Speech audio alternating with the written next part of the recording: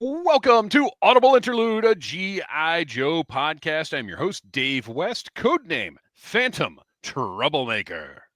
And I am your co-host, Noel Wood, codename Crapshoot. And I'm your Cobra intern who built a giant claw machine for claws, codename Legion Cub. I meant to tell us to all come up with an acronym for CLAW to put in our headline or whatever it's called there, and I just forgot to do it because, as always, very, very busy, as we all are, of course. Last night, Kristian and I and our head of research, Ryan Schweck, were part of a stream right here on the Needless Things YouTube channel where we went over all the non-G.I. Joe stuff from San Diego Comic-Con, which there was significantly more than there was G.I. Joe stuff. You can check that out right here on the channel, or the audio version with the special exclusive intro is available wherever you get your Needless Things podcast. And it's funny. Today was a big mail day, and I believe I have more mail to talk about than we have San Diego Comic-Con news to talk about. Although there is some overlap, shockingly. So overall, before we, because Noel, you didn't, you're more focused than Kristian and I are, so you weren't part of the proceedings last night. But was there anything outside of Joe that excited you? I mean, you could say I'm less focused, which is why I just oh yeah, Comic-Con happened this year. I it just kind of went by as a blur. I think the thing I was most excited about was the guy in the 11-foot tall Galactus costume that I saw. That was crazy. Yeah, that was amazing. That was very impressive. And the first time I saw it, I thought oh, is this some AI thing? And then you find out, no, this is a dude in a gigantic costume. I saw on social media. Now, I didn't see the person who made it social media, but I think I saw a lot of posts mentioning that it was a lady. No, it was a guy, because I saw pictures of him without. Okay. Yeah, I saw the. I didn't watch the whole video because I was in the middle of something else, but I saw part of the assembly. Oh, yeah. Okay. Yeah, Diana Davis, big G.I. Joe follower, she posted some pictures of him just with the torso on and just the head and the legs sticking out below. That's I only saw photos on Instagram in the convention hall. So yeah, that was pretty amazing. That was, if anything is going to catch your eye, that was going to be the thing to do it. Sorry, I'm doing our socials post that I need to get up and let everybody know we're on the air and we're live. Woohoo! Okay, so we're finally going to get back on track. But first of all, Audible Interlude podcast on Instagram or on Blue Sky. Great place to follow us, catch up on all the news. And we have merch available while you're at Instagram, Audible Interlude Podcast. Go to the pinned stories. Check out our TeePublic store. We've got shirts. We've got hats. We've got phone cases, pillows, all kinds of different stuff. Go check it out. Get yourself some Audible Interlude merch. And if you wear it to our panel at DragonCon, whoop, there it was, which is Friday, 4 p.m., Marriott M103 105, Labor Day weekend. If you wear some of that merch to our DragonCon panel, we will give you one Audible Interlude itty bitty ditty bag of your very own. So check out Audible Interlude Podcast on Instagram or Blue Sky. Next week will be an audio episode, but the week after that, we will be back live. Oh, no, that's the wrong slide. I had the right one in the other presentation. This is what happens when you're doing too much toy photography. August the 11th is our next live stream right here on the Needless Things YouTube channel. And speaking of that channel, did you fellas get any deliveries in the mail? No. I got myself a breaker who has a couple little flaws, but overall is my choice now for breaker. The other breaker is just going to go on the RAM. The breaker review goes up, I think, Wednesday right here on the channel. And then tomorrow, my review of Law and Order goes up. And Nice. anybody in the chat, I'm sure Rexship already has his, but does anybody in the chat have this set yet? Because I have a question. Because my Law, his left knee, I doubt you'll be able to see it, but we'll give it a try. And if you can see it, I'm going to go out of focus, but whatever. His left knee is a completely different green from all the rest of his pants. The right knee is not like that. It's a little different. The right knee is a little different from the surrounding pants, but the left knee is almost like a brown, to the point where I might return it unless I find out everybody else's is like that. So, okay, Rexship, look at yours. Does he have a wonky left knee? Did Order wipe his butt on his knee instead of the carpet? Did he kneel down in a poo? Yeah. Oh, even worse. It's intentional. Yeah, so that's cell shading. So those reviews go up this week, and it's magnificent. I love it. It's enormous. It's so good, though. It's so much fun. But you know what? I really, really, really badly want to just throw it like a batarang. Yeah, it's really great. There again, I have some nitpicks, but you're going to have to watch the review on Thursday to see what they are. Yeah, but I shared my biggest nitpick was the pilot, really, because she doesn't really fit. She's a little too small to fit into the harness. I don't find that to be the case. Well, works for me.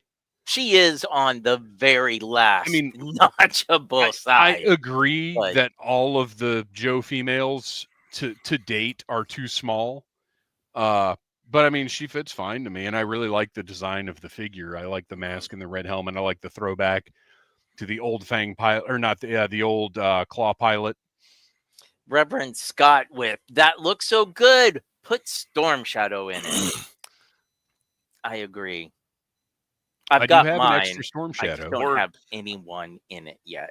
Hey, I thought about throwing, because I've got the my older Cobra Commander that's kind of just hiding away in the background. But do you have a bomb to put in his hands? I should. I'm sure somewhere there's a bomb.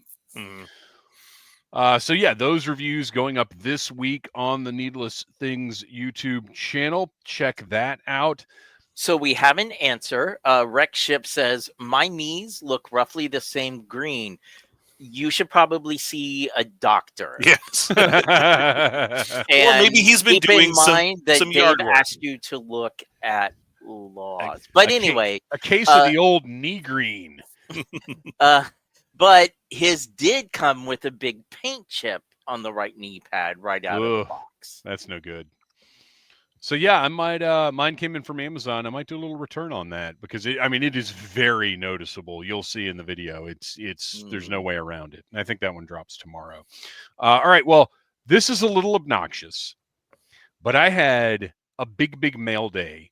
One of the items will be Joe and Tell, because I think we'll make it to Joe and Tell today, because there's just not much news to talk about. Irony. Irony, yeah, right? Well, it's, again, half of the news that we probably would have talked about this week got released a week early. So yeah, that's true. Those renders, I don't understand why they sat on those. Well, we'll talk about all of that. So first off, my Super 7 San Diego Comic-Con exclusives are here already. And that includes the bat that I didn't realize just how awesome this card is. Here, let me put myself back up here. So this card is fully die cut, like a 90s comic book cover. These are actually holes in it. Oh, wow. This is awesome. This is going in, I'm not opening it. This is going in a case, so don't expect a review of this guy. This is just to go in a protective case and hang up, because this card back is too, look at that. Yeah, that's awesome. I got 2 of them, and now I wish I'd gotten 3 seeing that card art, because I want to keep one of them in the package.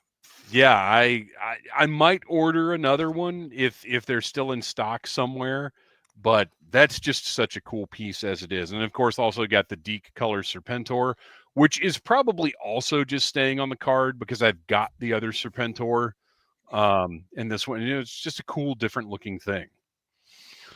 And then not Joe related, but because I was there and because I've been wanting one forever and they tend to sell out very, very quickly, I finally got myself a Mummy Boy. Nice. Designed by Brian Flynn many, many, many years ago, the mascot of Super 7. And this is a glow-in-the-dark version. So this was the perfect Mummy Boy for me to get. Also not G.I. Joe related, but very exciting. The ECW champion CM Punk Ultimate figure. Thought I'd mention that because it came in today.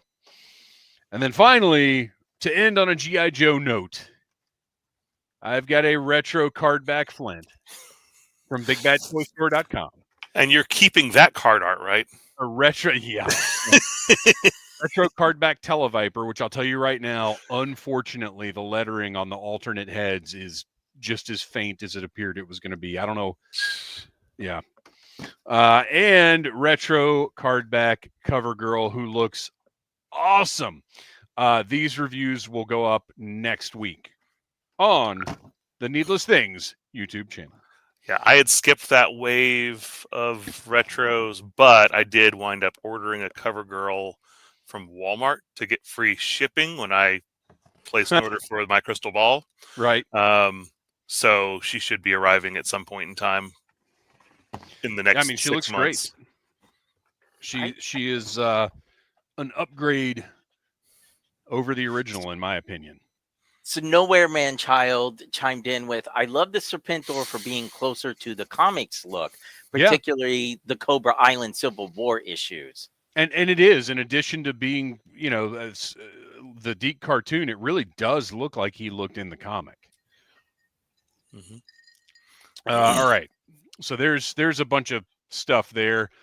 We also have a Facebook group. And I'm pulling it up now. Oh, my Facebook is shrunk down. Hang on.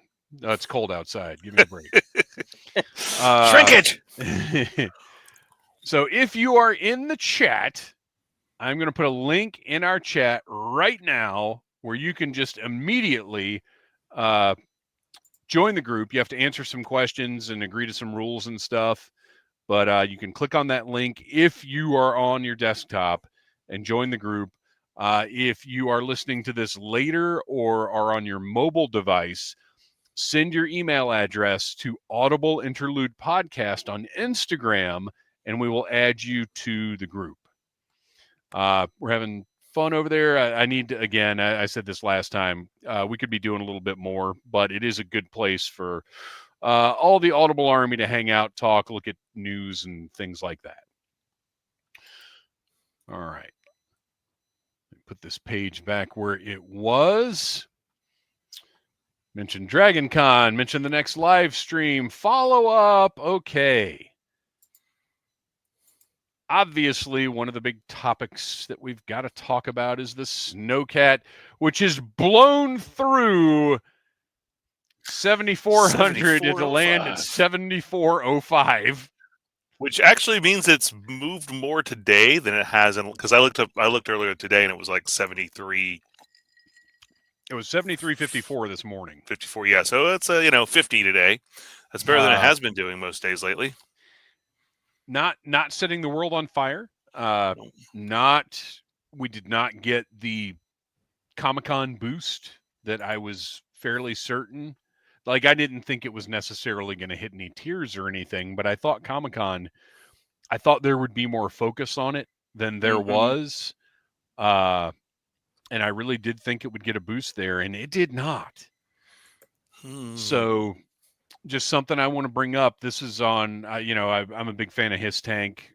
It's a great place for G.I. Joe conversation, news, thoughts, everything else. Brought up on HisTank.com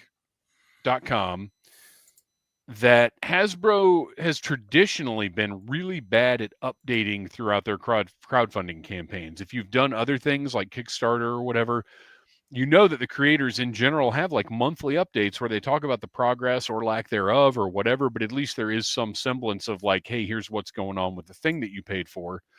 And Hasbro really doesn't do that. And there was some grumpiness about it, but I do think, and this is where the Hasbro shill boy comes in, I do think we have to cut Hasbro a little bit of slack, because you could look at it as, well, you know, these Kickstarters that are like 1, 2, 3, 4, maybe 5 people manage to keep up with it, whereas Hasbro, that's an entire giant corporation, doesn't. But I think the thing you have to remember is those 1, 2, 3, 4, 5 people running a Kickstarter, it is literally the most important thing in their lives.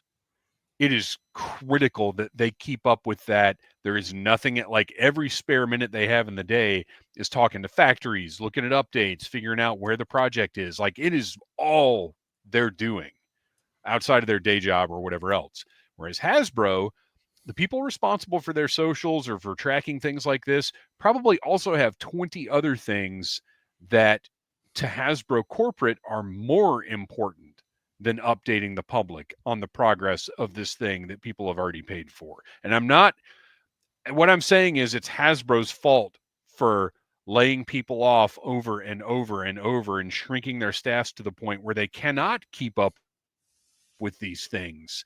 So don't blame like the classified team. Don't blame the people that work on these HasLabs, whether it's this or the Star Wars one or whatever. They're doing everything that they can do in the best way that they can do it.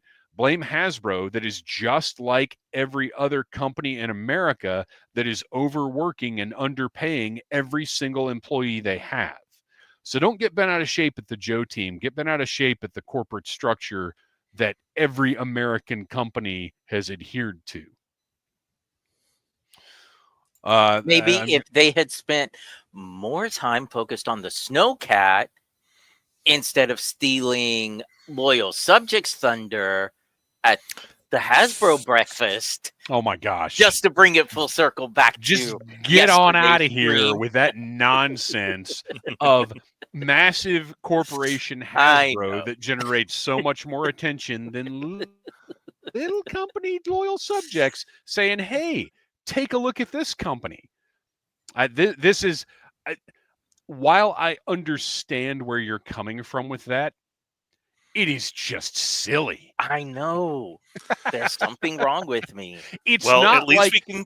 I feel like you're looking at it as though Hasbro had stolen IP from this scrappy little independent company.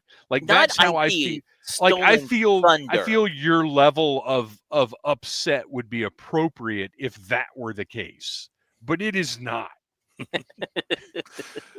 It is at least, you know, a little reassuring that the Snowcat is funding at least funded in the first 48 faster than the Star Wars Vintage Collection Gunship is funded. Oh boy, yeah, we talked about that last night. That baffling decision, but we're not a Star Wars podcast on multiple even levels. Though it could be considered G.I. Joe adjacent. Yeah, wow. I don't understand that thing at all. And if you didn't catch our live stream last night or have not listened, check it out. We talk about that thing. And there's been a little bit of conversation in the chat. Just wanted to let you guys know that I wasn't ignoring you about the cold slitherness of San Diego Comic-Con, whereas Mindbender, Chuckles, Serpentor maybe didn't get the same kind of push. You know, they had a concert to worry about. They had all this focus on Cold Slither that maybe that's why. Well, and I the get it. Snowcat is left out in the cold because clear. Oh, I see what you did there. Clearly, Hasbro saw this Cold Slither synergy as an opportunity to expand public awareness of the G.I. Joe brand. This was clearly looked at as something as like we're working with these musicians who have been around a very long time, with Reigning Phoenix Music, who is an active partner and is willingly engaging with our stuff on the level that we want, which I'm sure was a difficult thing to work out. You know, they put a lot of effort into this Cold Slither campaign. You know, who knows whether it has really paid off in a significant way, but I appreciate all the work that went into it, and I understand that to them, making an exciting, potentially social media viral worthy event took precedence. Like, I get it. 100%. I get it, because that's, look, San Diego Comic-Con, one of the top things I saw after, was it Thursday night, I think was the concert? After Thursday night, I was just seeing clip after clip after clip of that Cold Slither concert, and there weren't that many people there. So the penetration of those clips versus the attendance in the crowd, I think it was exponentially worthwhile. And it is one of the things I see people talking about throughout Comic-Con and today. So whether people love that they did the Cold Slither set, whether people even care about Cold Slither, it generated some buzz. And in a San Diego Comic-Con that was relatively devoid of buzz, I have to say I understand why they put the focus where they did. For sure. So anyway, Snowcat, look, I obviously it's going to fund, but I am going to adjust my projection down to about where you guys. Matter of fact, I'm going to go a little bit lower than you guys. I think we're probably going to finish right around 16. Might not even quite hit 16. So you still think we're getting all the tiers unlocked? What is the? I'm not. Yeah, that's all the tiers, right?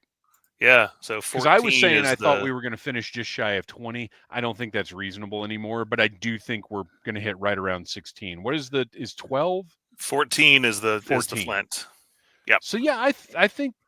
Well, okay. I think it'll all unlock because there's always that big spike on the last day.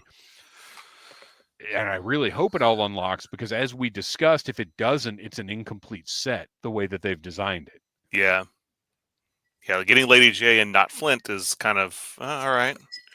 Well, I'm literally just talking about the accessories. Mm-hmm. Like the fact that there are parts on the Snowcat that engage with things that come with the final tier. Yeah. So you have an incomplete vehicle if you don't get Flint, and which again I think was a poor decision, but you know, it is what it is. Okay, so we've got another. If you could throw up Starfighter. Starfighter. Yeah. Yep. I am behind on the stream, but my law has the same color of green knees. Okay, so I need to return mine because it is defective. It's not like a widespread production issue. What about Action J? I backed it, and it looks awesome. But to be honest, room is really starting to become a challenge with all these 6-inch vehicles. And I talked about that last night a little bit, that I'm actually packing up all of my wrestling figures right now that I have way more of than I realized. Let me just throw the number several hundred at you. And I'm going to move my Joes into that section because I'm going to need the space. Yeah, I've been trying to think of I mean, granted, we have a year to figure it out, but how am I reorganizing my shelves? What is going into the bins? Well, that's what I did for the Dragonfly. I made a spot for it after I ordered it, and just okay. So I had the spot, and stuff would what's the word I'm looking for? Temporarily be there. It would squat. Right. Yes. That's right. That's right. All right. We got to move on to our pal Word Burglar, whose Kickstarter ends in 51 hours. The next stretch goal is unlocking vinyl that you'll be able to purchase. And I think it's going to happen because the goal 33,601. Yeah, is what it is right now.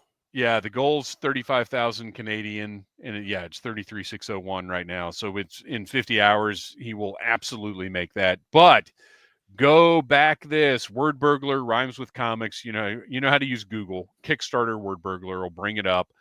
It is for a comic book version of 15 of word burglar songs. It's a beautiful project.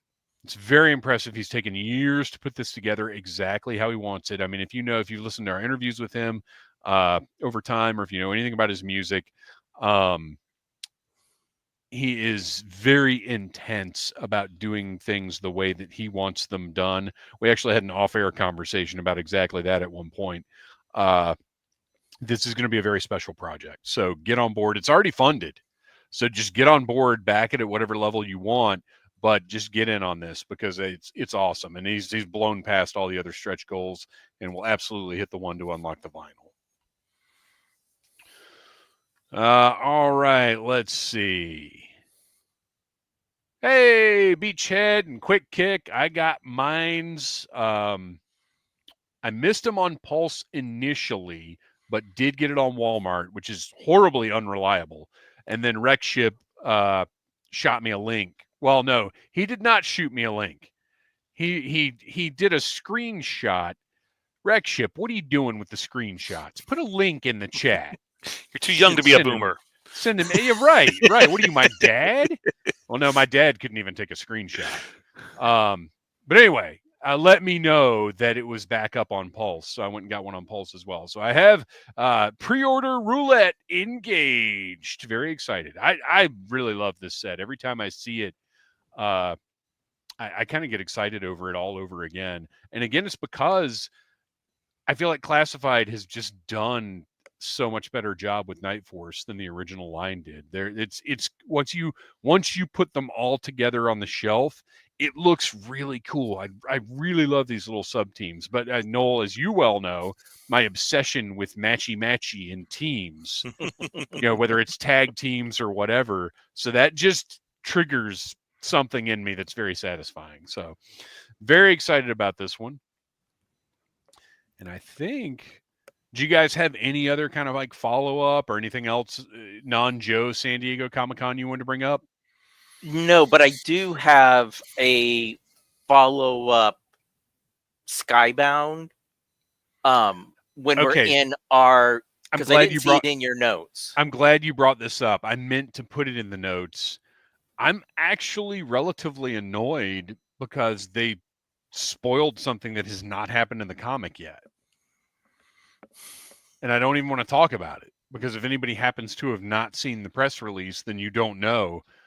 But yeah, as part of the Comic-Con hype, they talked about the future storylines in the Energon universe. And there were two things that I was like, yeah, it would have been really nice to find that out by reading it and not by looking at a press release. Yeah, I wasn't even trying, and I got spoiled on something, and I'm like, oh, okay. Well. Wait. Okay, so I listened to the interview with Lenny and Joshua and Sean, whatever the editor's name is. And I will say, whatever you guys are talking about, I can genuinely say that I don't know, because there were things that Joshua was going, we can't talk about that were in issues that already happened. And Lenny really? And the editor were like, oh, no, that's on the stands now. No, the official press release just like blows open upcoming storylines that haven't even. They not happy. Worked overtime to make sure that because they answered some questions, and they made sure that if there was anything related, because they even said they were asked what was their favorite weapon, and they said they couldn't answer it because this weapon, we're gonna see it, and they don't want people to go, oh, that's what they talked about. Like, they wanted it to be this purely natural. I don't even want to name the storyline because it was a spoil. And just naming the storyline, honestly, I shouldn't be upset with because that's commonly done. But that in and of itself was a spoiler to me. I was like, I don't want to know any of this. But it went right into my inbox. The only thing I'll say, no, there's actually two notes. The first one is Hasbro or Wreckship, next time you're talking to Lenny, let them know when you're doing interviews in a press room, use a handheld 58, not lapel mics, because the noise of the rest of the room was at many times louder than their talking voice. Yeah. So it was kind of not the best audio quality. Wreckship, and Hasbro, forget everything Kristian just said. Next time you talk to Lenny, tell him to come on our show. But the second I've been trying. The second thing is they realized, because I think we talked about this here recently, that Agent Cakes, aka Chameleon, that like they have these grand stories for her, but in focusing on other characters, the first couple of story arcs, that she has completely fallen by the wayside. So they wanted to reassure us that they've got some plans for her coming up. So she's not just background candy. Good, that's good to know. Okay, throw up Schweck's most recent comment real quick. Isn't G.I. Joe all about knowing? And then throw up Mark Harkness's response. Half about. And then also Todd C saying, Ryan, I think that's only half of it. Very good. Well done, everybody. Okay, so with that, it is time to move on to the news, the San Diego Comic-Con news. So before we get into the actual stuff I want to talk about, which we already know I got the Super 7 Serpentor in the bat. Did you guys pick up any of the exclusives, whether it's Joe or not, over the weekend? I ordered the Big Bad Zartan Cold Slither. Okay. Yeah, from Super 7. By the time I finally got logged into Pulse, Cold Slither was out, because it kept saying you have to, like, I'm a Prime member and I had to put my password in like 3 times, and I was already late to it because I was at work. When you sent me the message saying I got mine, I was like, oh crap, let me get in there. And yeah, and it was weird, like, because the website, like, I was logged in, and I know that I'm used to Pulse being a couple minutes late every time, but I was on there a couple minutes before and I was refreshing. And finally it popped up and it said coming soon, but it wasn't the most recent item. It was like down on the page a little bit. Did you see that too? Terrible about that. Yeah. So like I finally clicked on it and it still said coming soon, but then it kept kicking me out. Same thing. I had to keep putting my password. It said like, Prime exclusive. And I was like, well, I'm already a Prime member. And I was like, did my Prime expire while I was premium? Prime does you no good in this premium situation. Sorry, premium.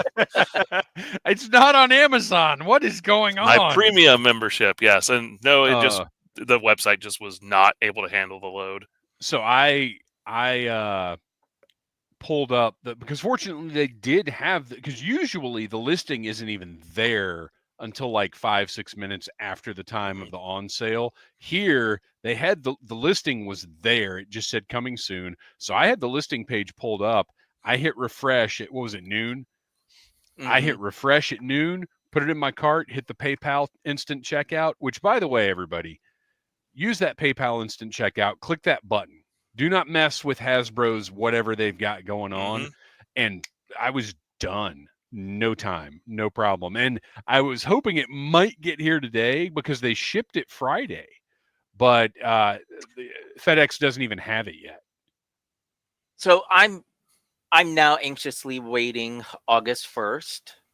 Yeah, right, because that's when it go. Now, I don't know, because remember, if you remember before, I speculated that they were going to have a limited number on site and up on the website, and that August 1st would be the second production run pre-orders like they've done in the past. I don't know if there will be any actual in stock or not. I'm not on worried. August 1st, but whatever. It's, I mean, I'm the same last thing. one of you all to ever get stuff shipped to me anyway. So San Diego 2026, when my cold Slither finally comes in. Ooh, Um, FedEx has mine. It will be here Wednesday.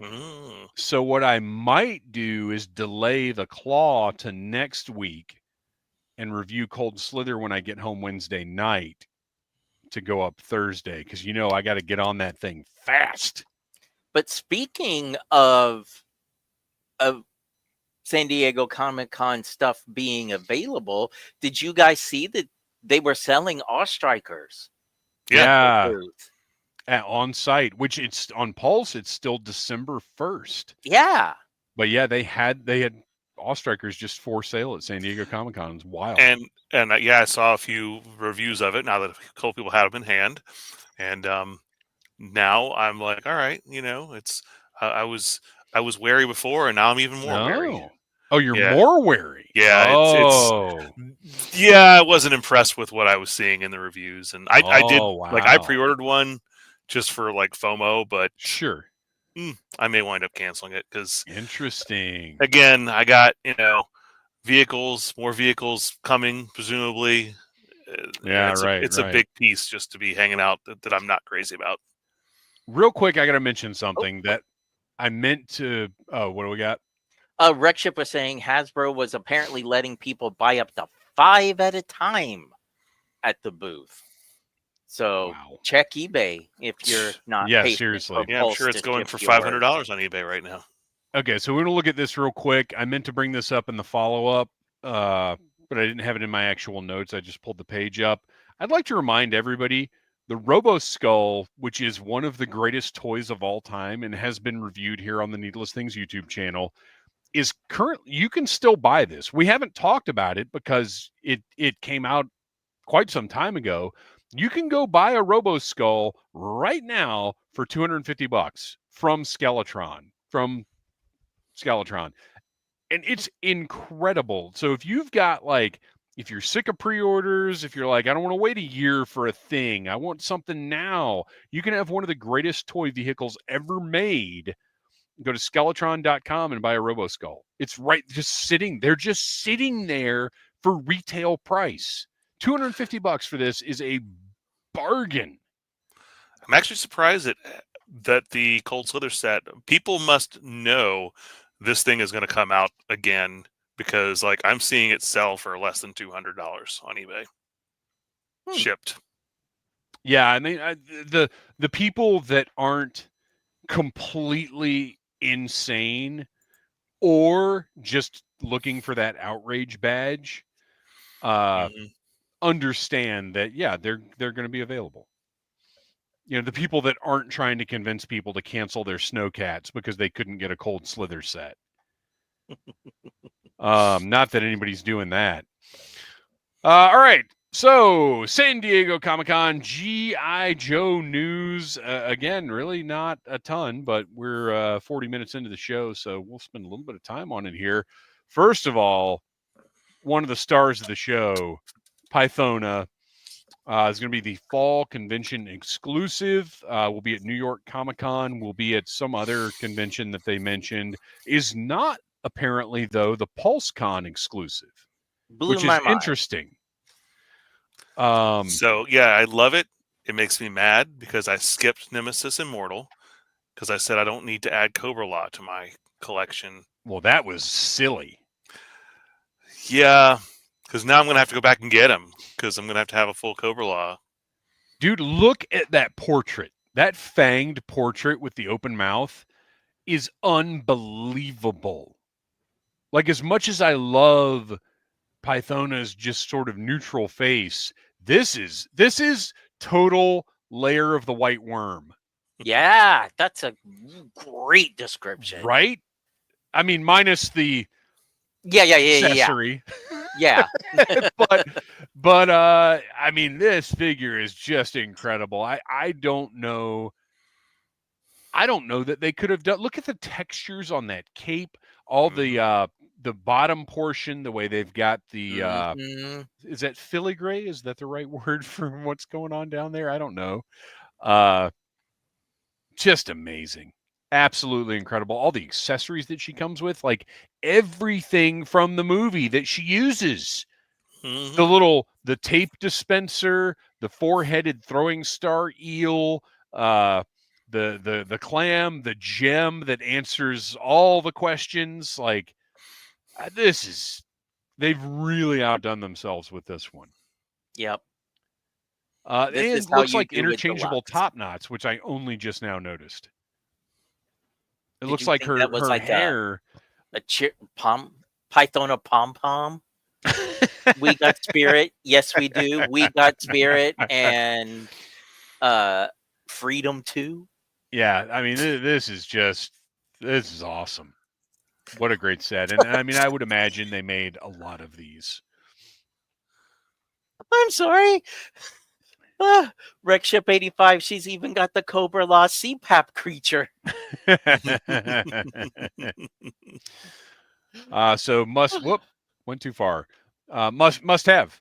Incredible. This is another one that sort of transcends Joe and is just an incredible action figure. This is for horror fans. This is for Joe fans. This is for people who just like awesome, unique figures.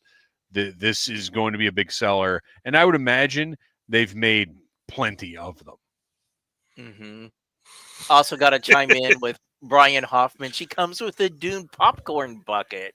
Yikes. The less said about that, the better. One of the best SNL sketches of the last 5 years. It is interesting, though. She does come with alternate hands. Each one is engaged with, like, one of them has the slime dripping off the fingernails. One of them has something else going on. But she doesn't have the long claw fingernails. That's kind of surprising. Because doesn't she, before she cuts through that but I would imagine that would be a tooling thing. Sure. Because that's why I'm figuring, because as much as I love her, the one accessory that I'm like, actually is the acid hand. Because the way they have it dripping, but I figure they probably had to do that to get more sturdiness. Because if you just had these thin nail pieces instead of like long fingers, they did Lady Deathstrike. Yeah, but that's her whole. Well, yeah, you're right. That's a big giant hand. Finger. Yeah, I don't know. Whatever. It's still amazing. It's still great. It's still a must-have, and hopefully they produce a ton of them. Okay. So next up, the one that we got a little, if you remember, I sent you guys in our chat, the Beachhead and Quick Kick Night Force set, the diorama shots had this figure in it. And I sent it to you guys and I was like, this is interesting. And sure enough, it's really interesting. I want 4 of these.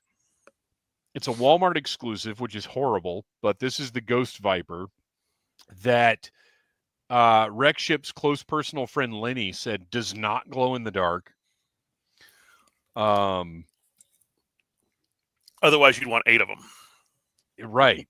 Well, and it's just insane to make something in these colors and not have it glow in the dark. I just, that, like, as we looked at Pythona and everything you could want out of a Pythona figure, you look at that figure and you're like, oh man, the classified team just gets it.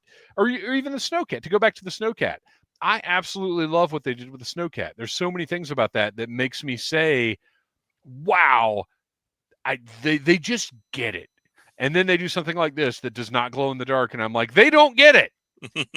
If they weren't going to be glow in the dark, then the pieces needed to be translucent.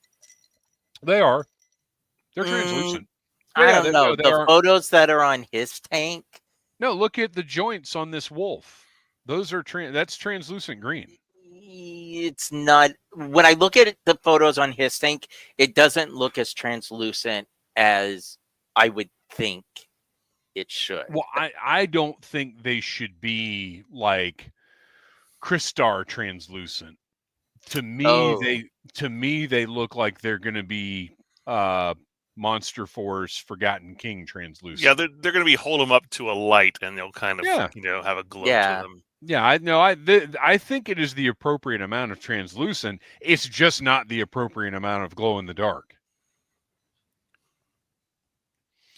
Schweck says ethereal. My question is, normally all the accessories are laid out, but he has those two nether flames coming off of his arms. Yeah. Are those connected permanently to the figure? No, or are they just putting them there because otherwise you might not know what those are for? I think that whole gauntlet comes off because if you look, those ghost hands that are on the side are in the diorama pictures on the figure. Mm-hmm.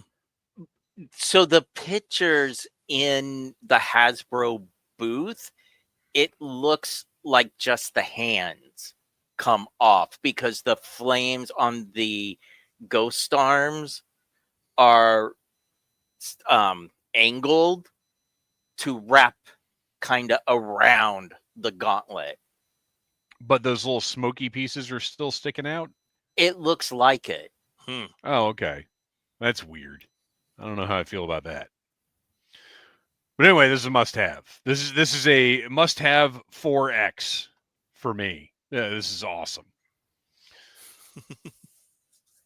Got the wolf, got the cobra, got the interchangeable heads, got the skull faceplate, the whatever that default head is that looks like something out of a video game. This is just awesome. This is right up my alley. And this almost feels like, we've seen Operation Monster Force. Oh, you think like a reaction? Maybe not. You could be right. Maybe not, but a little bit. I mean, look at that backpack. Well, isn't that barbecues? Mm-mm. What? No? Mm-mm. No, it's a completely different backpack. Oh. Yeah, that's definitely looks like brand new. It's not modular like the Monster Force Troop Builders, but it definitely has that feel. But now that you brought up Monster Force, that's probably where that wolf is going to go. For me. Yeah. Well, one of the 4 I get. Pull up Tom Henry's. I like this. Yes, it is a BRPD or BPRD Viper. That's okay. Wait, White Vegeta chimed in here. That's White Vegeta says, yes, it is Barbecue's backpack. That's also his extinguisher gun.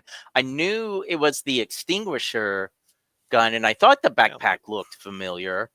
I got to look at my barbecue because, I don't look at the backs of my figures very often. Sure is. Also, because he's one of my least favorite classified figures, he's way in the back. It is the barbecue backpack, and I will revisit my review say that's a dumb backpack for barbecue. Now, part of granted, it's very clearly the same thing, but I will say the fact that the bottom portion of those cylinders on top is painted differently, whereas on barbecue, they're all red. But still, it's very clearly the same thing. Good eye, White Vegeta. All right. Next up.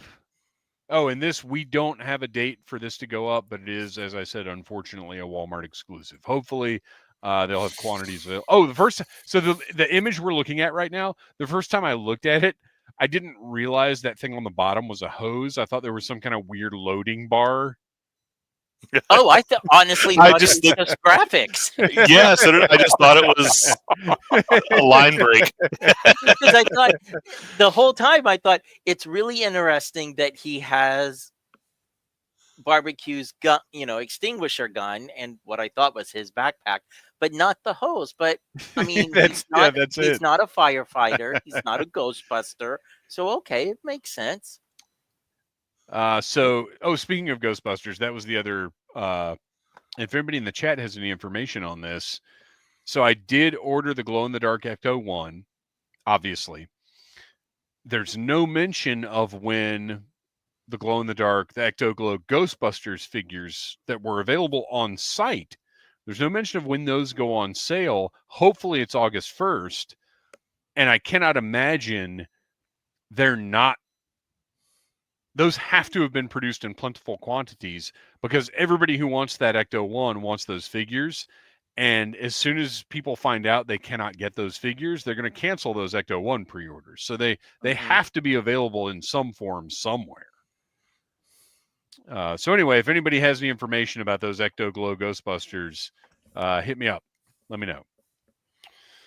And here, by default, the star of the show, I guess, Short Fuse and Steelers.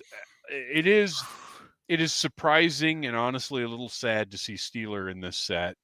Well, and I'll tell you what, this might be keeping the Snowcat from getting more backers during Comic-Con, because this got launched and everybody was like, well, I guess this means we're never getting a Mobat. Oh, yeah. Was the reaction online. So now I think people are even more angry. I was like, well, I guess this means Mauler it is. But see, I have said all along, this is my personal opinion, and I'm not so attached to it that I can't shift, which is a big problem with fandom right now. If they offer up an olive drab Mauler, cool. I'm good with that. Mm-hmm. And if Heavy Metal is our pilot, cool. I'm good with that. Yeah, more people are going to want to buy a Steeler in a pack like this than a Heavy Metal. Right. Nobody cares about Heavy Metal, but everybody wants Steeler. So this doesn't necessarily mean we're not getting a tank. And if we don't get a Mobat, it doesn't necessarily mean we're not going to get a good tank, because look, Mobat is not a good tank. If it's going to be a HasLab, it needs to be redesigned so heavily that it might as well be a Mauler. You know, when this set finally comes in, I'm going to get Steeler on a G1 Mobat, and you're going to realize just how amazing it would have been. But to look at the bright side, there you go. Like Vegeta says, my Ramen Hunter tank now has a pilot. There you go. There you go. So as far as just the quality of the set, freaking awesome. Yeah. Short Fuse at those glasses. Matter of fact, is that Short Fuse or is that Noel? No, well, I was thinking, is that Fred Armisen with a dye job? It's the first thing I said when I saw that picture. Short Fuse looks great. I love that they went with the different colored shirt. I think that this works for me. Well, because he's got a little bit lighter shirt in Sunbow, I believe. In Sunbow, yes. Yeah. Helmet looks great, except for, all right, look, I know fans of modern military stuff don't like when I say things like this. That non-functional plug on the front of the helmet looks so freaking stupid to me. You just wait till they launch little tiny GoPros that you can attach to them all. I wish they would stop doing that. But otherwise, Short Fuse is great. I love that he comes with additional blasters besides the mortar. The mortar looks awesome.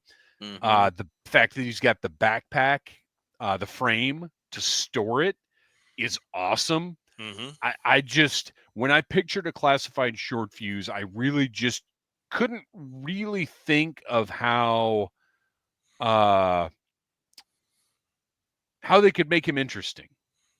Because as much as he was one of my first Joes that I had, and I love that character, it just was like, I don't know, classified version it's going to be a green guy that I buy and whatever. But this looks great.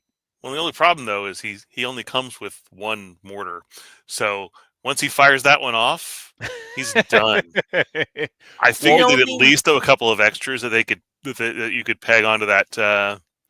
On that backpack frame somewhere, yeah, because the original figure had just the backpack, just had spare mortars in it. That's true. Yeah, that's you are correct. It should have had a couple more rounds to go in there. And then Steeler. Oh wait, let's see. I want to see his visor outside of this render. Clearly, it's something more substantial than just the typical, face shield. Mhm. But I really want to see what they've done with that because it needs to be an impressive piece. But he looks great too. I dig it. He has a tactical shovel. He does have a tactical shovel that I guess stores somewhere on his person. Although after getting Law, who has an unaffiliated knife, Law has a knife that goes nowhere. There's nowhere to store it. Maybe or does in Order's mouth? That's Can he just silly. can he carry it in his hand while storing everything else? Or I mean, he can. But that's not what we've come to expect from Right. Classified. Yeah, you would think knives would have sheaths. It's not hard, right? But yeah, Steeler looks. I mean, this is an excellent 2-pack. It's not a 2-pack I would have expected, but it's a great set. It's a must-have as far as I'm concerned. Let's see Rekship here. chiming Oh, in. I think in someone's interview, Lenny or Tony said that Steeler's visor has that sort of magnifying effect. So it is the. That's why I wish the render had it turned because I want to see the binoculars. Right. But does that mean there's going to be a tampo of his eyes on the front, but they're giant? I was like, is he going to be Naked Milton Gun style? Milton from Office Space? Yeah. All right. So now we're already past the reveals. Oh, I did. Okay, I included this because these are diorama shots of the Desert Scorpion, and I included this because it illustrates that the cape is indeed soft goods. Because we weren't positive last time of whether that was tooled or soft goods, so it is a soft goods cloak. That's great. And I also saw a close-up picture of the Scorpion from San Diego Comic-Con, and it looks incredible. Oh, right. This was also, yes. This was also shown. You got to have the Joes have to have a place to go to the potty too. This is but what is this called? Steel Brigade Outpost? Is that what it's called? Outhouse. I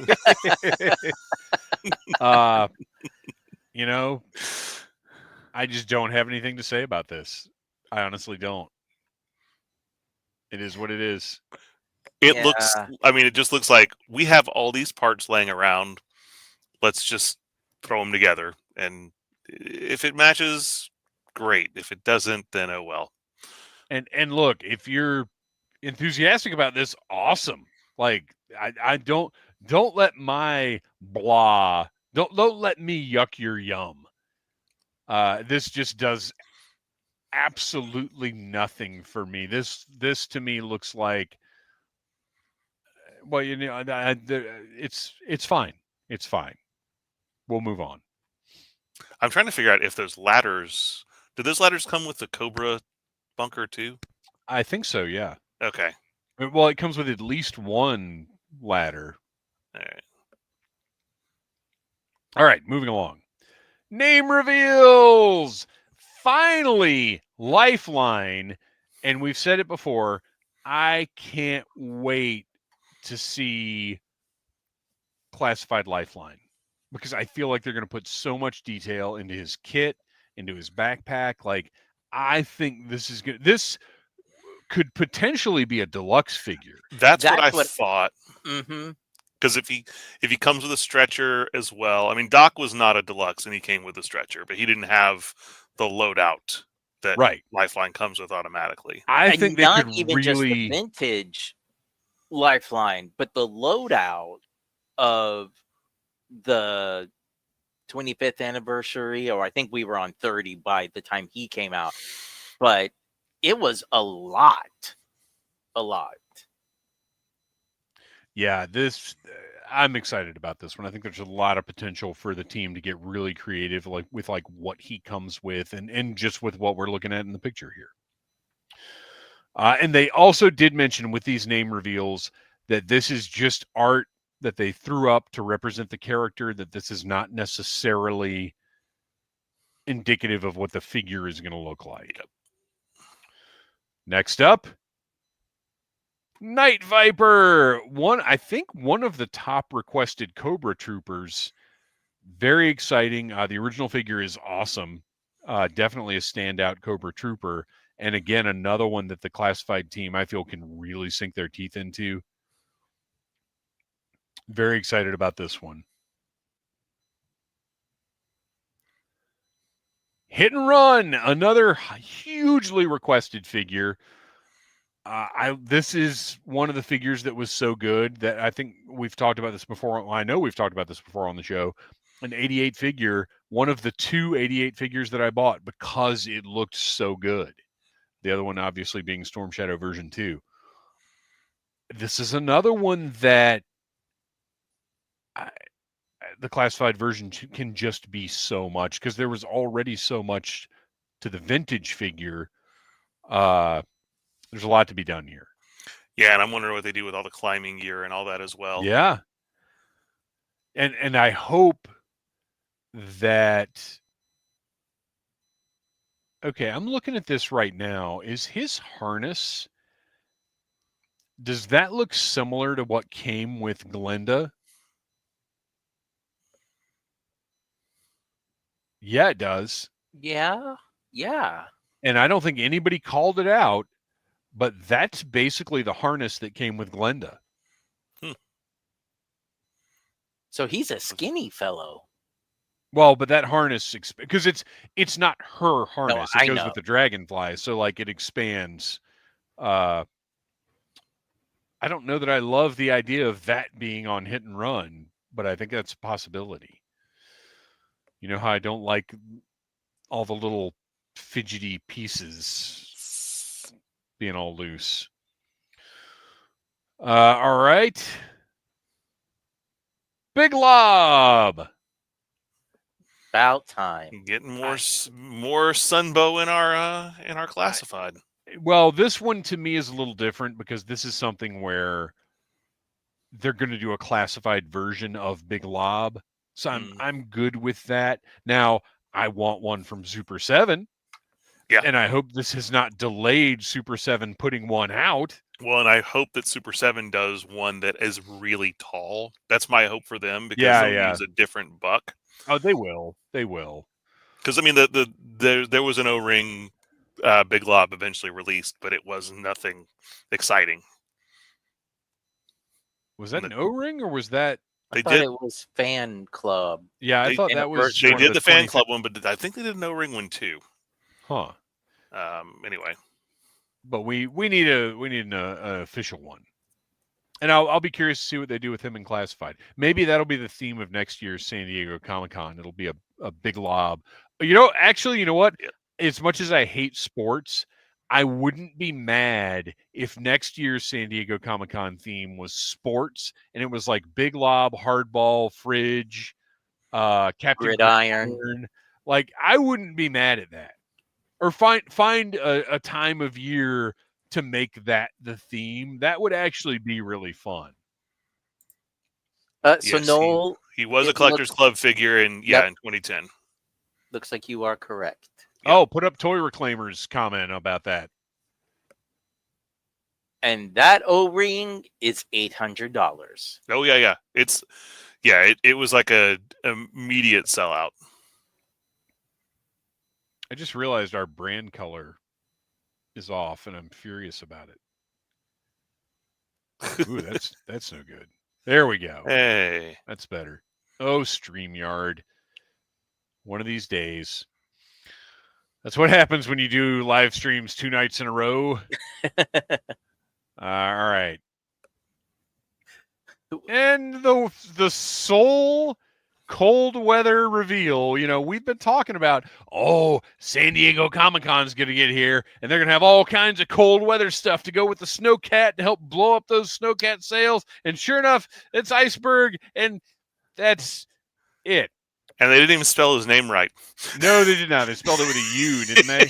It drove me crazy. I was like, is he a little town up in Canada, Iceberg? I feel like with as many presentation errors there were across all of the Hasbro lines, there's an intern or an assistant who was looking for a new job today. What was the one yesterday from Marvel Legends? Phoenix. Oh, right. PHEO. Yeah. And Oh, then boy. somebody also mentioned another one that we had missed. Oh, really? In the Marvel Legends one. Yeah. Yeah. So I was like, well, We'll see if Iceberg actually comes with a backpack this time. Was it Mephisting? Yeah, I would like to see a couple of extra, like, let's classify him up yeah. a little bit. And look, we want Iceberg, sure, but boy, just the one guy to go with the Snowcat, kind of surprising. And then finally, so I actually talked about this with I think it was White Vegeta that shot the message. So they put up this as some kind of mystery piece. And the first thing I thought of was the little muddy footstep that came with the Mezco 112 Duke. And I was like, well, that's not exciting because it looks like a boot with some spatter sticking out of it.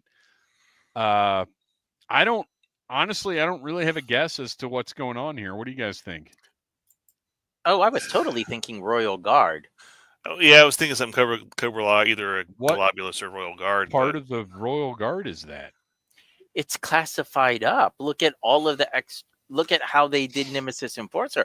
I figure it's either like a backpack piece or a shield that he'll come with, or I don't know. But that was my first instinct just because of all the texture on it. I'm probably wrong. It looks Cobra Law-y. Mm-hmm. Yeah, I think the speculation has been it could be it's who is it that just said it in the chat? Yes, the Nowhere Manchild said Globulus shoulder armor, but then also Rekship said Cobra Law Royal Guard shoulder pad. So yeah, but it doesn't look contoured to be either of those things. If anything, it's a weird cod piece. Do you think it's an updated alien, the piece that comes with Stretcher, his little sky chariot thing? I do not. You're going to say Lobotomax. No. So anyway, that's our little teaser that we got. And that's it. We watched did anybody watch that? Because I know a lot of venues put up their streams of the actual panel. I didn't watch any of those. I haven't watched it yet. The recap was good enough for me, but I have to say, they just rushed through that recap, and those name reveals, it almost seemed like the team was annoyed. Yeah. Well, and I'm sure they were told you've got 15 minutes, whereas like Transformers, like I watched the Transformers one and it was like 35. Oh my gosh. Yeah, I don't. But they also announced a lot more than G.I. Joe did. Because Joe was so much the darling last year, and this year they felt like the redheaded stepchild. I did not feel like Classified was treated anywhere near as important as they were last year. Everything to me really felt like an afterthought. So, yeah. Anyway, that brings us to the most interactive segment of the show, the one that everybody loves, and the one where the Audible Army gets to tell us what they want us to talk about. Audible Interlude Podcast on Instagram or on Blue Sky. Every day we're doing a live stream. We will put up a post that says Sound Off, where we ask for your input as to what to talk about. So it is time for some sound offs. Are you guys ready? And did you have an opportunity to peruse these submissions? Yes. All right. Let's go. From Audible Interlude Podcast on Instagram, Silent Interlude. Which figure do you think has the best accessory loadout? I think my top 5 has to be Snow Job version 1, Snow Serpent version 1, Eels version 1, Hit and Run, and the 2009 Cobra Paraviper. He has great accessories. Yeah, that Paraviper's credit. I mean, everything that you mentioned has what I think of as notable loadouts for the era that they occurred in. It's not Iceberg. Not Iceberg. He is not eligible for this. I think it was 2010. So it's tough to say because you've got to get into eras with this. I think from the original line,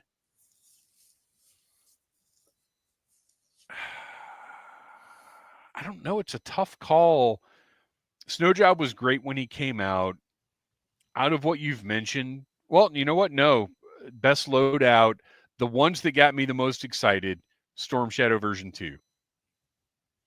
Because he came with the sword, the bow, and the cloth. That claw thing, to me, was the coolest accessory in the entire line at the time. Just too bad he had such a terrible backpack. Well, it's a great backpack, but the color is bright off. red. Right. The sculpt of it is great, but the color is not. But yeah, that claw made him the coolest at the time. And then I think it was 2010, they did a Snow Job that's insane. And it all stores on the figure. Now, granted, you can't touch it, but it's pretty impressive. What about you guys? My number one, you can probably predict, is the one that came with his own little rocket launcher. So like Scrap Iron to me is the best loadout of all of the original Real American Hero line. But I also and when I think about like value for these loadouts, Stalker V2 with his canoe, Tracker with his inflatable raft. But like Firefly has an incredible loadout because he's got that awesome backpack, he's got the SMG, and he's got the phone. Now, granted, finding that phone is going to cost you 4 or 5 times more than the figure would, otherwise. Yeah, those are definitely. I don't know if. Oh, and Eels, I would say I definitely agree with Eels V1. Yeah. So I took this as literal because he said best accessory loadout, not most accessory loadout. So if we're looking at G1, kid me, absolutely it was Spirit. Oh yeah, okay. Cool gun, awesome backpack, freedom. I don't know what it will. I mean, you'd think I would have liked Timber. I liked Timber in the cartoon. I just never liked the toy of him, and I just thought Freedom was awesome. Over Shipwreck with Polly. Yeah, honestly, because when I was looking at this, I did think that, and then I was like, but Polly is the only piece of that. And he's got the cool like little flintlock, and he's got the the little hooks, the boarding hooks. But but I, as a kid, I felt like Spirit's arrow gun. Two weapons I was obsessed with as a kid that I wanted to learn were crossbows and whips because of Indiana Jones. And so Spirit having an arrow gun that was not like anything else that any of the other characters had. Yeah. Like, besides just being a cool figure, that's why he was always in my play pattern. Also, and it's a figure that I want to add to my collection this year. But I didn't see any at Joe Fest. But Clean Sweep. from the Eco Warriors, because his giant water shooting tank tread cannon thing Yeah. is Yeah, like yeah. the size of another figure. So I put that up there with Stalker version 2, where like the accessories are pretty much a whole other toy. Yeah, Well, if you actually, look at all the Battle Core stuff with those giant spring-loaded weapons, then Yeah. Well, Yeah. that Sonic Fighters Zap that I got at Joe Fest. Mm-hmm. That's a great loadout because he comes with this whole little tank thing. you got Yep. well, you got to wonder too what disqualifies it, because that's kind of like a deluxe figure, Right, because right. Zartan is a deluxe figure. He came in a little Zartan, box. to me, Zartan is a pilot. Yeah, well, I know the idea with like him and with like Serpentor was that they were like deluxe. Yeah, they came with vehicles, like small vehicles. That's like saying Ace has the best loadout. Well, and the little one, different. The one I don't think many people would agree with, but it was literally, when I read this question, the first one that popped into my head, the Hazard Viper from the modern Oh, era. yeah. No, Does he have a lot of accessories? No, but those little biochemical warfare canisters those are awesome. so freaking cool. Yeah, absolutely. This is maybe something we could dig into a little more in the future. Next up, podcast from the pit. 2 questions. Sorry, you only get one. Everybody check out our pals' podcast from the pit. Hasbro is asking for the ultimate HasLab and stretch goals. What would it be? So they Hasbro. I'm going to assume that Hasbro is not actually asking for this. This is a hypothetical. What would for me, the ultimate HasLab would be the whale, and stretch goals. I mean, the whale would include everything the original whale came with. So stretch goals would not be like the sled or the bike or anything like that. Stretch goals would be Shipwreck in his sweater, Deep Six in his sweater, and Scarlet in a sweater. I don't know. What about you guys? So I went with the resurgence of O-rings. I went that route because, to me, the ultimate HasLab would be the G.I. Joe headquarters, and as far as stretch goes, I mean, obviously it would have like, electronics and light up console and all that sort of stuff that's built into it. It's not, this is O-ring? Yeah. Because it just says, you mean like the pit? You mean like a pit, like the cartoon? No, I'm talking like just the headquarters. Mm-hmm. But amped up, like you've got the electronics in it. If you were to put the headquarters out today, it's not going to be cheaper than $250. No, but I mean, you can buy. When you say that, I think, like a Sunbow style pit would be awesome, or Sunbow style. It wasn't the pit in the cartoon; it's Sunbow style headquarters. Like that would be cool. But like a headquarters, you can buy the headquarters. Sure, but now. you can buy. Yeah, but you can buy Sky Strikers. Exactly. you spruce it up.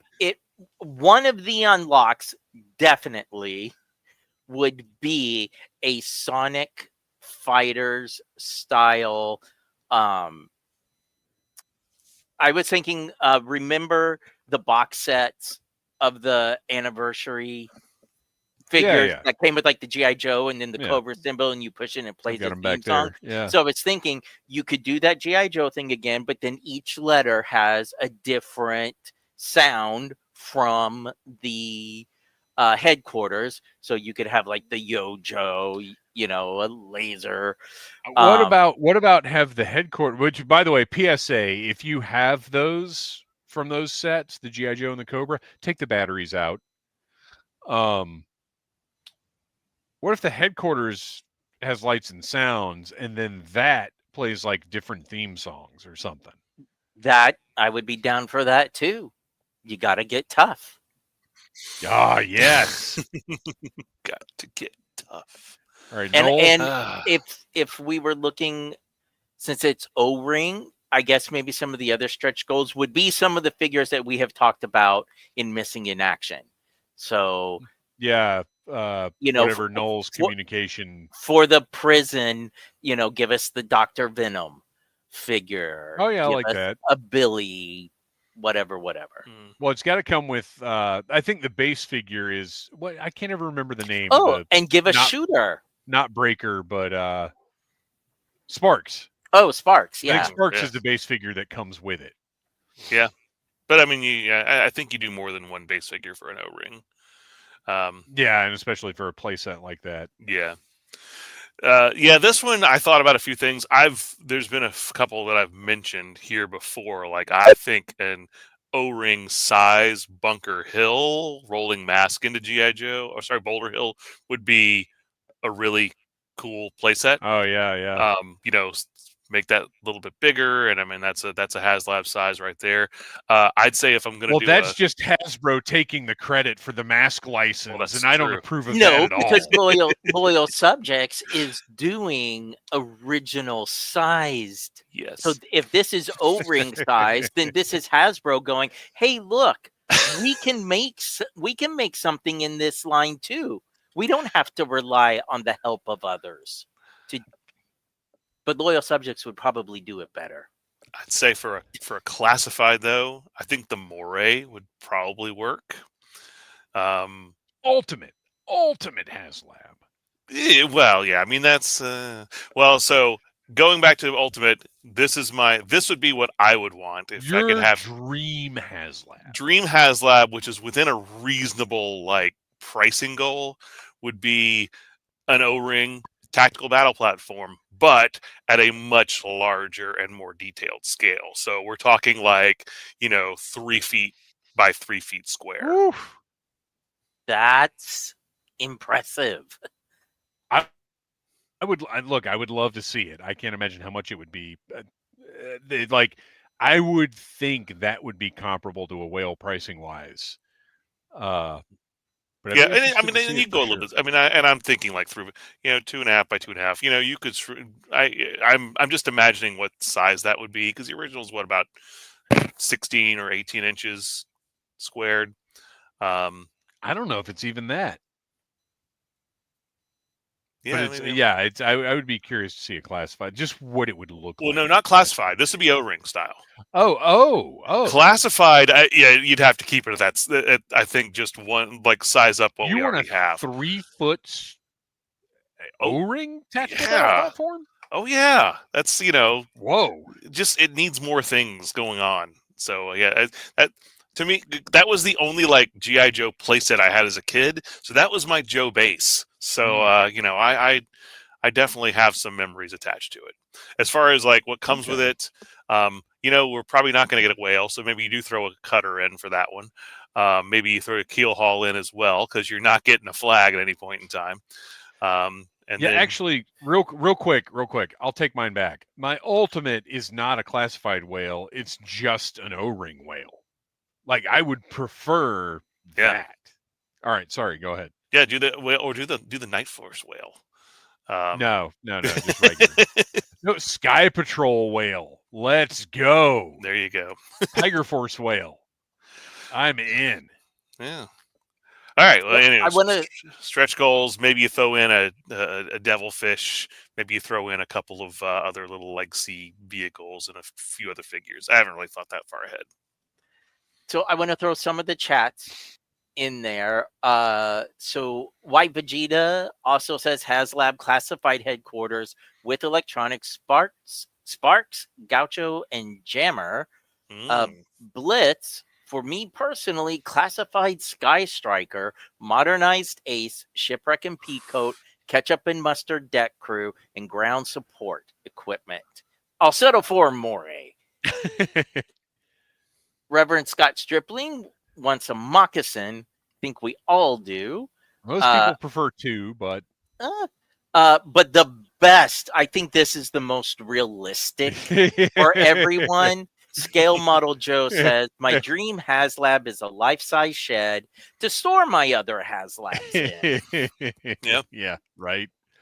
All right. Oh, wait. Second part of the question. How cool would it be to have podcasts from the pit on the show? Would love to hear the answers to the first question. Have a great show. We have had a great show. We have answered the first question, and we are working on something. And that's all I'll say. We talked about it at Joe Fest, and we're going to put it together. Tom Henry, did you all have any ultra-specific scenarios you played as a kid? For example, I'd have the Joe's Sneak Attack Cobra, but only Hit and Run and Storm Shadow would make it out by stealing a Fang piloted by Storm Shadow, and Hit and Run would throw his grapple at the Fang's skids and hold on as they flew away. I'm one step closer to being able to relive this in Classified. Hashtag, I called one of the name reveals last week. Hashtag Fang 2025.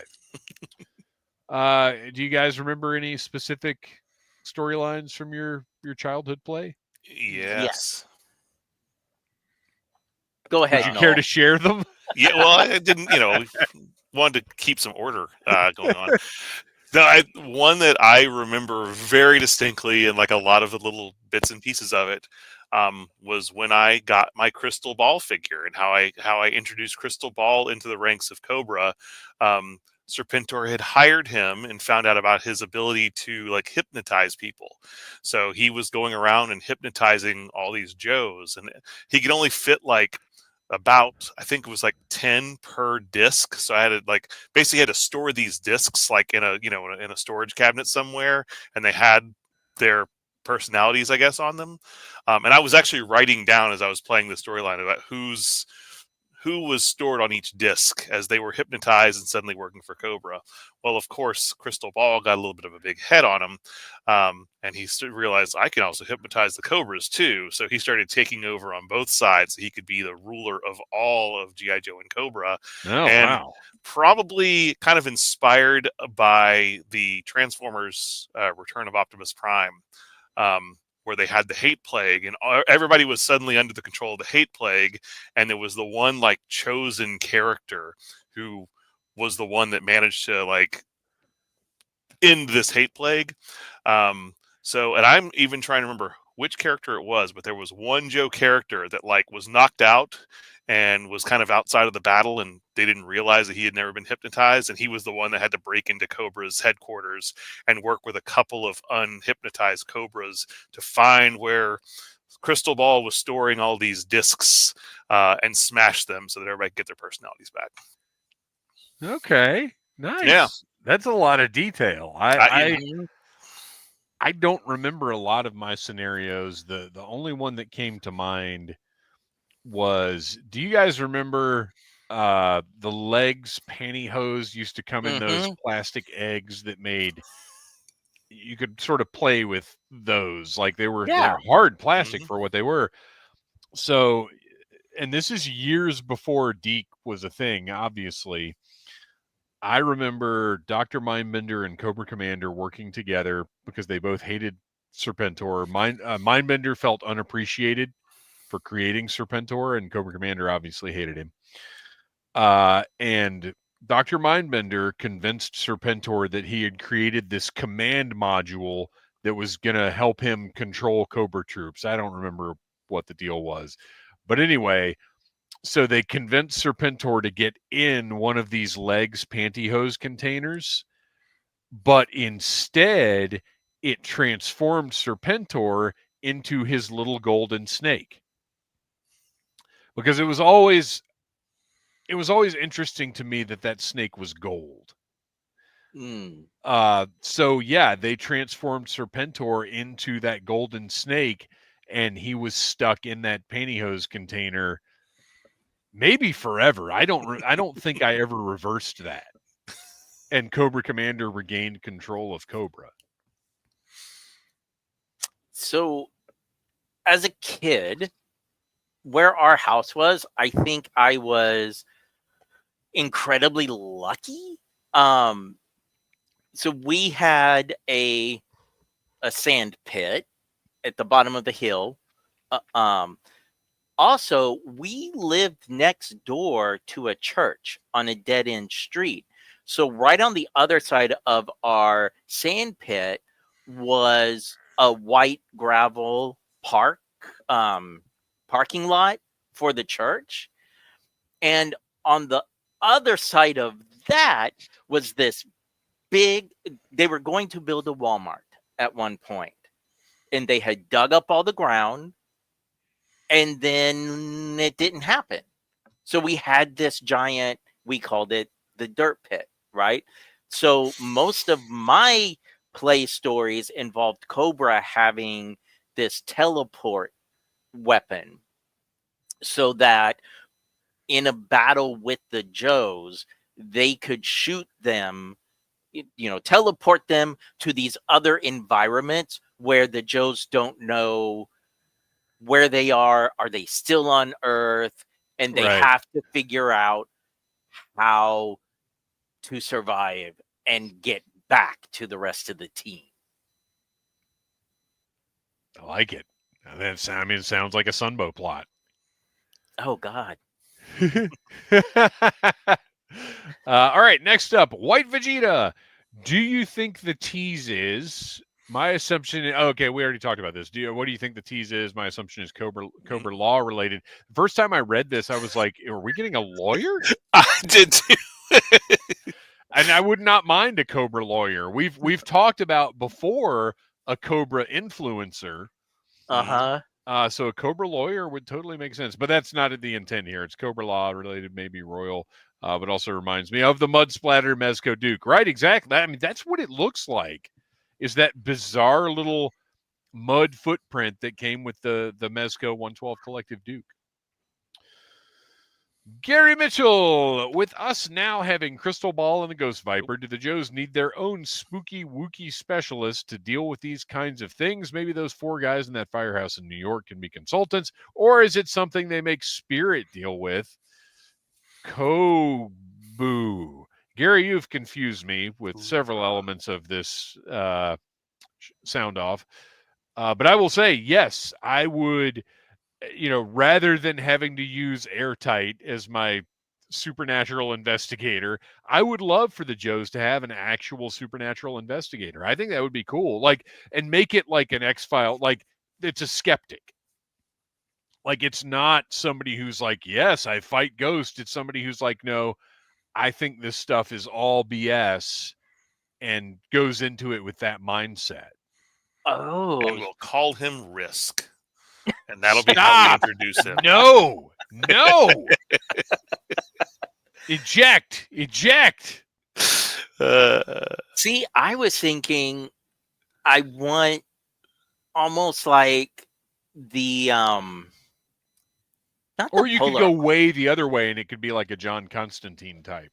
right? Like I don't want the opposite of Crystal Ball. I want a respectful way of giving us a Romani figure that is just steeped in magic and lore. And well, there is no way they can do that, because I don't think, I'm trying to think of how to phrase this.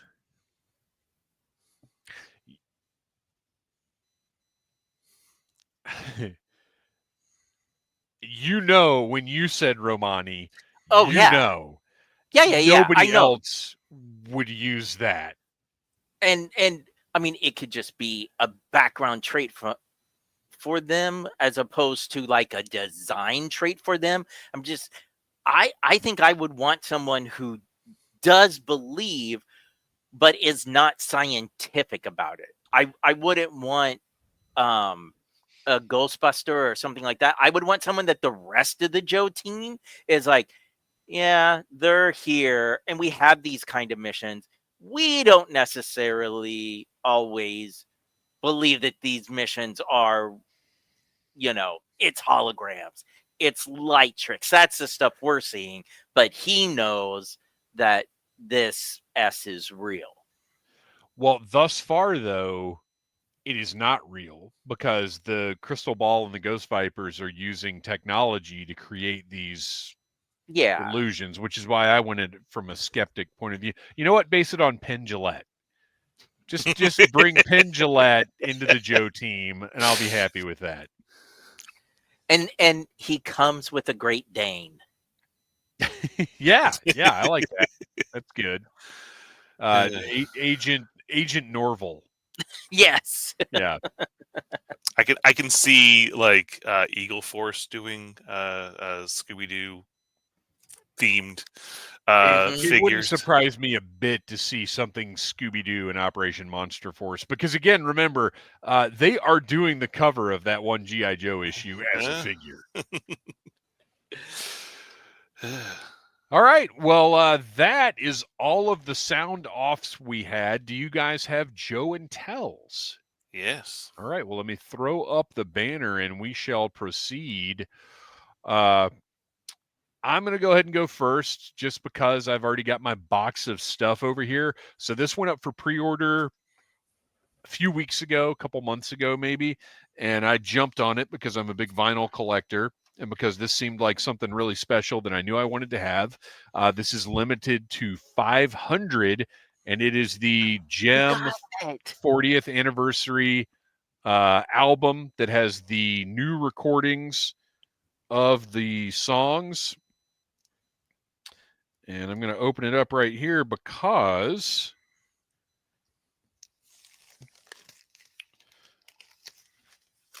very exciting. Taking that shrink wrap off the vinyl. You can see track listing. Cover opens up. It's got a spot varnish on the front. I finally remembered what that's called. Spot varnish. Open it up. You got really nice artwork. And then the record itself, I've got shrink wrap stuck to me. A nice sleeve there. And then this is the limited color. Oh, man, I hate these sleeves. All right. That is the limited color from Enjoy the Ride Records. I don't know if there are other releases or not, but it's this wild, like pearlescent, very pastel-y 80s. Oh wow! See, cool with looking the vinyl. With your lights and that effect, it looks like the record that came with the glitter and gold gem. Oh, does it? It looks like it has a gold tint to it. I mean, it kind of does. So that might be the intent. But anyway, I just thought that was really cool. I knew it was something I wanted to own. I'm excited. I have not. If I know I have vinyl coming, I do not listen to the streaming release because the streaming release for this came out Friday. So you can go online and listen to everything on it. But I wanted to wait until I had the vinyl because I want to put it on the record player and actually hear it. So anyway, really cool item. And like I said, limited to 500. So nice. Pretty neat to have. And Nowhere Man Child, also for Gem fans, I highly recommend Britta Phillips' solo work and her Dean and Britta work with Dean Wareham. I've not heard her in Dean, but her solo work, definitely check it out, folks. It's good. Cool. Very cool. All right. Who's next? Noel. I'll go. Oh, too late. Go ahead, Noel. All right. So I'm going to have to back up because I got something big I got to show you. So let me whip this out. Whoa, hang on. Family show, Mr. Wood. This is a family show, Mr. Wood. This thing you got it. Is phenomenal. Yeah. And it is gigantic. And it weighs that's ridiculous. A ton. Like, I saw people posting pictures of it and showing like the size, but it like once you have this thing in hand, because the box itself was like really, really heavy. And I was like, okay, I'm sure it's got some size to it, but I mean, this might be heavier than the Hiss. Look for Noel's new hip hop track coming soon. My Rattler weighs a ton. But I mean, just like a lot of really cool features. That is massive. Yeah.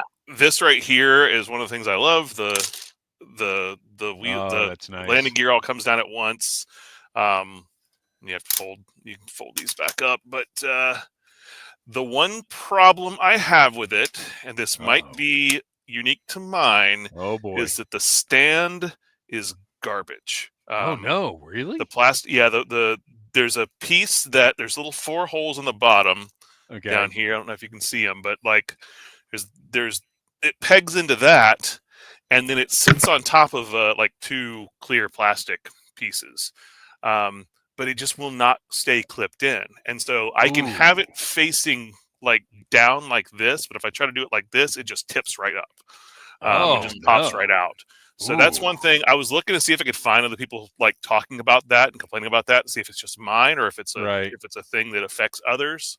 But of course, it does have the light and sounds, and I know you hate your battle damage. Cool. Yeah, that looks really cool though. Well, just wait. So there's light set 1, light set 2, and here's the best part. Whoa! It's hard to see on that's camera. great. But yeah, you can see it's like the engine is on fire. Yeah, that's awesome. Yeah, I have not opened my figures yet. I just opened this up on Saturday night. I'm not sure if I might try to sell off one of them just to recoup some cost. Sure. But the face sculpt on that Baroness is incredible. And I mean, Wild Weasel looks fantastic as well. So I don't know if I need the third figure, the gunner. I may wind up just throwing up. Look, I'll be honest.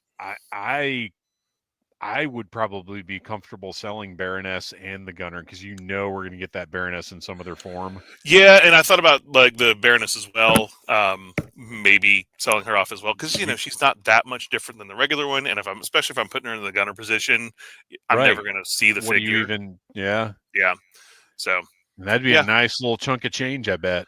Well, as I said, the Wild Weasel is the one that I know is fetching the most. Like that figure is going. But for you got to $200. keep that. But that's the one. Yeah, I mean, of the 3, that's the one I definitely have to keep. Yeah.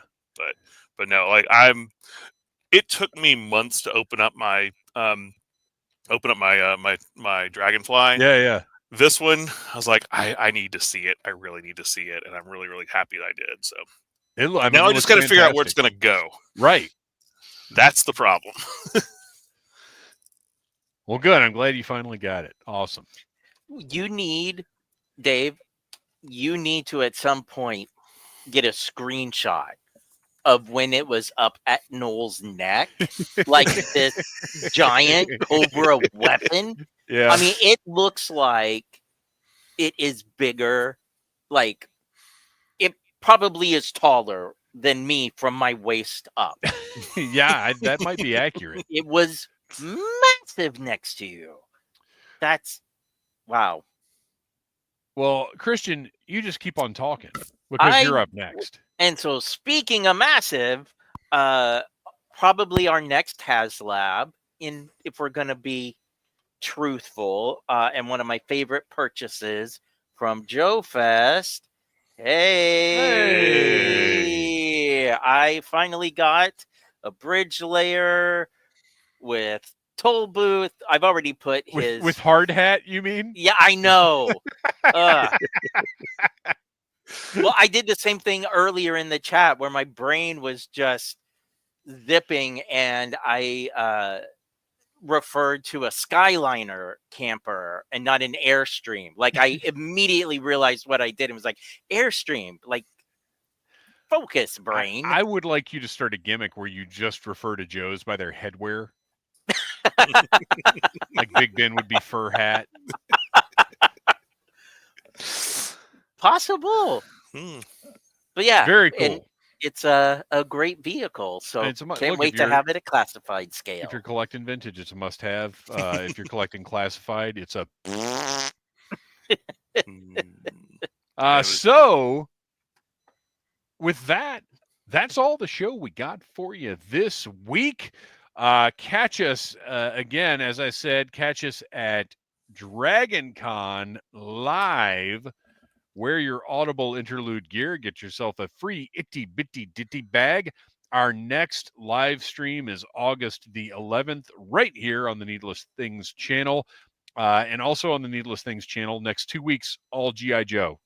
This week, we've got The Claw, Law and Order, and Breaker. Next week is going to be those new retro cardback figures. So, well, yeah, and you said stick that the around. claw might have to get bumped for your cold slither. So, Oh yeah, that's right. Cold Slither. If Cold Slither gets here Wednesday, yeah, the claw is going to get bumped. So yeah, lots of actually, you know what? I might bump Breaker. I might move the claw to Wednesday and bump Breaker to next week because he's not as exciting, quite frankly. So that's all we got. Kristian, where can we find that toy photography you do so well? You can find me on Instagram and Blue Sky under the name Legion Cub. And Noel, why don't you tell us a little bit about The Finest? The Finest is an international G.I. Joe costuming club raising money for a wonderful organization called Canines for Warriors. Check out thefinestcc.com or the Finest Recruitment Center on Facebook if you've ever thought about joining up with with this group with your favorite Joe character. Follow us on Instagram and Blue Sky at Audible Interlude Podcast. Shoot us a message to join the Audible Army Facebook group. Our music is by Andy Samford of ElectricMinnowMusic.com, and we will be back right here in 2 weeks. Put it on your calendar. Until then, yo, Joe.